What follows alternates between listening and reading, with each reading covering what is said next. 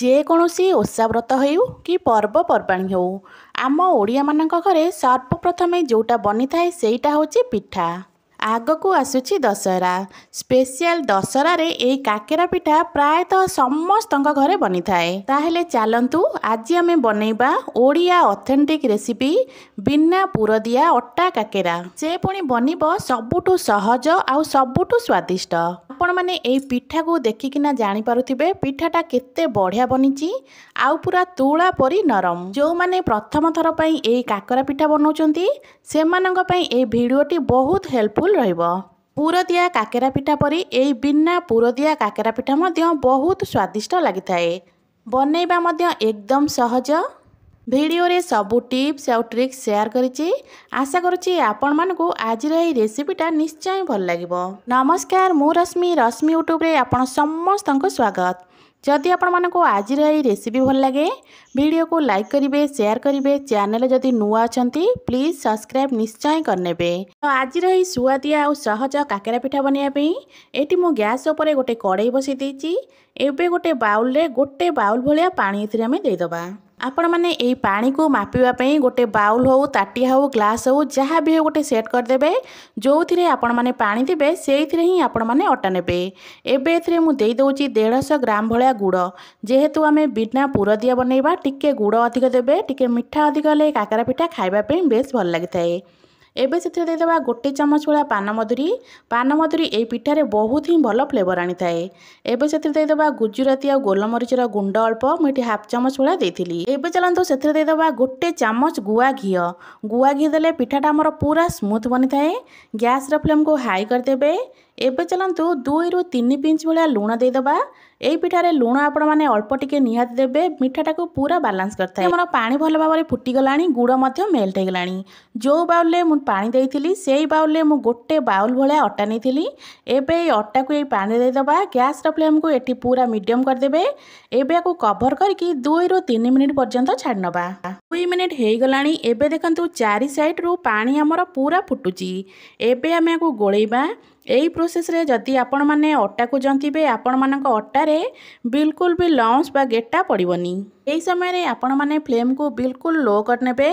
ଲୋ ଫ୍ଲେମ୍ରେ ଆପଣମାନେ ଅଟାକୁ ପାଣି ଆଉ ଗୁଡ଼ ସହିତ ଭଲ ଭାବରେ ମିଶାଇ ନିଅନ୍ତୁ। ଆସ୍ତେ ଆସ୍ତେ ମିଶାଇଲା ପରେ ଆପଣମାନେ ଦେଖିବେ ଧୀରେ ଧୀରେ ଏଇଟା ଶୁଖିଲା ହେବାକୁ ଲାଗିବ। ଆଉ ଆମ ଯନ୍ତଣୀଟା ଗୋଟେ ଜାଗାରେ ଜମା ହେଲା ପରି ଲାଗିବ। ଏକଦମ ଗୋଟେ ଶୁଖିଲା ଡୋ ଭଳି ଆପଣମାନଙ୍କୁ ଏଇଟା ଲାଗିବ। ଯେମିତି ଆପଣମାନେ ଅଟା ଚକଟନ୍ତି ବାସ୍ ସେଇଭଳିଆ।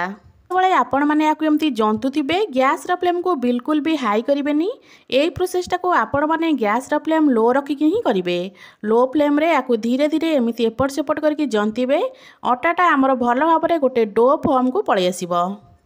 ଏବେ ୟାକୁ ତ ମୁଁ 4ରୁ 5 ମିନିଟ୍ ଭଳିଆ ଭଲ ଭାବରେ ଜନ୍ତି ସାରିଲାଣି।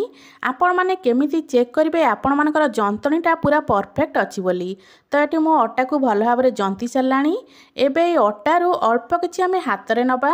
ହାତରେ ନେଇ ସାରିଲା ପରେ ଆପଣମାନେ ୟାକୁ ଯେଉଁ ସେପ୍ ଦେବାକୁ ଚାହିଁବେ ଯଦି ଆପଣମାନେ ସେଇ ସେପ୍ ପୁରା ଆରାମସେ ଦେଇପାରୁଥିବେ ଆଉ ହାତରେ ଏଇଟା ବିଲକୁଲ ବି ଲାଗୁନଥିବ ସେତେବେଳେ ଆପଣ ଜାଣିବେ ଯେ ଆପଣମାନଙ୍କର ଅଟା ଜନ୍ତାଟା ପୁରା ପରଫେକ୍ଟ ଅଛି। ତ ଏଠି ଦେଖନ୍ତୁ ମୋ ହାତରେ ଏଇଟା ବିଲକୁଲ ବି ଲାଗୁନି। ଆଉ ମୁଁ ୟାକୁ ଯେମିତି ସେପ୍ ଦେବାକୁ ଚାହୁଁଛି ଏଇଟା ସେମିତି ହିଁ ହେଇଯାଉଛି। ଏବେ ୟାକୁ ଆମେ କଭର କରିଦେଇକି 5ରୁ 6 ମିନିଟ୍ ପର୍ଯ୍ୟନ୍ତ ଛାଡ଼ିଦେବା। ଯଦି ଆପଣମାନେ ଗ୍ୟାସ୍ ଅଫ୍ କରିକି ଘୋଡ଼େଇକିନା ୟାକୁ 5ରୁ 6 ମିନିଟ୍ ପାଇଁ ଛାଡ଼ିଦେବେ ସେଇ ଗରମରେ ଏଇ ଯନ୍ତଣୀଟା ଆଉ ଟିକେ ଆମର ସିଝିଯିବ। ତ ଏଇଠି ଦେଖନ୍ତୁ ମୁଁ ଯନ୍ତଣୀକୁ ଗୋଟେ ପ୍ଲେଟ୍ରେ ବାହାର କରି ନେଇଛି। ଆଉ ୟାକୁ ଟିକେ ଆମେ ଖେଳେଇ ନେବା। ଉପରେ ଦେଇଦେବା ଗୋଟେ ଚାମଚ ଭଳିଆ ଗୁଆ ଘିଅ। ଗୁଆ ଘିଅରେ ଫ୍ଲେଭରଟା ବହୁତ ବଢ଼ିଆ ଆସିବ। ଏବେ ୟାକୁ ଆମେ ଚକଟିବା। ଯନ୍ତଣୀକୁ ଆପଣମାନେ ବିଲକୁଲ ବି ଥଣ୍ଡା କରି ଚକଟିବେନି, ଟାଣ ହେଇଯିବ। ପୁରା ଗରମ ଗରମ ଥିବ ସେଇ ଟାଇମ୍ରେ ଆପଣମାନେ ୟାକୁ ଚକଟିବେ। ଗିନାରେ ଅଳ୍ପ ପାଣି ନେଇଯିବେ। ଅଳ୍ପ ଅଳ୍ପ ପାଣି ହାତ ହେଇ ଏ ଯନ୍ତଣୀକୁ ଭଲ ଭାବରେ ଆମେ ୟାକୁ ଚକଟି ନେବା। ପାଣି ହାତ ହେଇ ଚକଟିଲେ କ'ଣ ହେବ ନା ଏକରେ ତ ଯନ୍ତଣୀ ପୁରା ଗରମ ଥିବ। ପାଣି ହାତ ହେଲେ ଗରମଟାକୁ ହାତ ଆମର ସହିପାରିବ।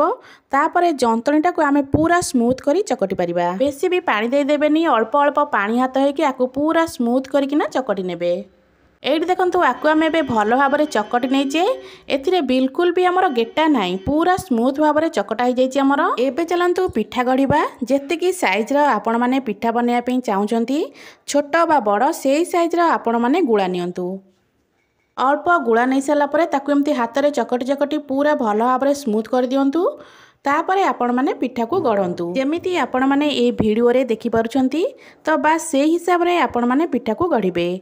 तो एबे चलंतु ए पिठाटा को मुझे भल भाव में गढ़ी दउची।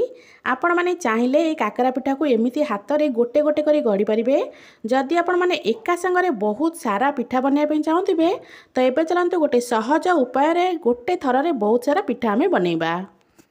एबे हाथ में गढ़ी पिठा को साइड रे रखिबा। एबे कौन करवा ना आमे जो डो बा जंतणी बनईकी रखीचे से गोटे बड़ गुड़ा नवा को पूरा भल भाव में गोल करदेवे। एमती हाथ में चकटी चकटी मुझे एमती करुँची जमीती मुझे चकटुची आपण मैंने सेमितिया को चकटी चकटी पूरा गोल करने। एटा को एबे भल भाव में गोटे गोल बने नहींचे। एबे चलंतु गोटे बेलणा पटा नबा। बेलणा पटा उपरे गोटे रु 2 ड्रप भलिया तेल दबा। तेल को बेलणा पटा उपरे चारिपट को भल भाव में पूरा एमती स्प्रेड करदबा। बेलणा काठी रे भी अल्प तेल देकी भल भाव में चिकन करी लगेदबा। काठी आउ पटारे तेल लगे सारा परे एबे कौन करवा अटारे जो गोलाटा बनई रखिथिले से गोला को ए बेलणा पटा उपरे दबा। एबे आगो आमे पूरा रुटी परिका बेलिबा। आपण माने बेलिला बेले देखिबे बिल्कुल भी आपणक जंतणी बेलणा पट्टारे लागिबनी कि काठीरे मध्य लागिबनी। यदि आपण मानकर जंतणीटा पूरा परफेक्ट हेतिबो तो पट्टारे काठीरे कि हाथरे कोउठी भी जंतणी बिल्कुल लागिबनी। तो आपण माने को जमा भी बेसी पतला करी बेलिबेनी कि मोटा करी मध्य बेलिबेनी पूरा मीडियम साइज रे बेलिबे। आकु मैं भी भल भाव में बेली सारी पूरा मीडियम साइज रे। एबे गोटे धारुआ ग्लास कि ताटिया जहाँ भी आपण मान पाखे थी नहीं पारे कि तार धार थिबा टिके दरकार। एबे ताकू आमे भल भाव में काटी नबा। एठी देखंतु मु पूरा छोट छोट पिठा मु गोटे थर रे मोर एठी 4टा पिठा बाहर थिला। एठी ए पिठा को काटिबा पई ग्लास को व्यवहार करथिली। आपण माने चाहिए ताटिया रे मध्य करि परिबे। ए जो बळका डो आमर रहिला आकु एमती चकटी नबा पुणी एथिरे आमे काकरा बनेबा। तो ये देखो मोर 4टा काकरा ये पूरा प्रस्तुत हो गला। देखापी बहुत सुंदर लगुच ना। एबे काकरा पिठा को टिके देखा सुंदर आउ खावाई सुंदर बनवाई एटी मुझे जाइए अल्प राशि। एटी मु धड़ा राशि अल्प नहीं जाइए। ये पिठा पर एबे अल्प अल्प राशि आम देदेबा। जदि आपण मन पाखे राशि नथिबो तो यहाँ को आपण मैंने स्किप करें। यहाँ बिल्कुल ऑप्शनल अच्छी। ये राशि को दे सारा पर बेलणा बाड़ी रे एबे को आउ टिके आम बेली नबा।